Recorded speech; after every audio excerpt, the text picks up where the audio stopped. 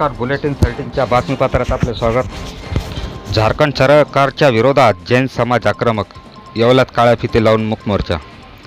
झारखंड सरकारने पवित्र तीर्थक्षेत्र श्री सम्मित शिखरजी याला पर्यटन स्थळाचा दर्जा दिला असून परिणामी या ठिकाणी पर्यटन वाढ होऊन या पवित्र तीर्थस्थळाची पवित्रता धोक्यात येण्याची शक्यता असल्याने झारखंड सरकारने तात्काळ दर्जा रद्द करावा या मागणीसाठी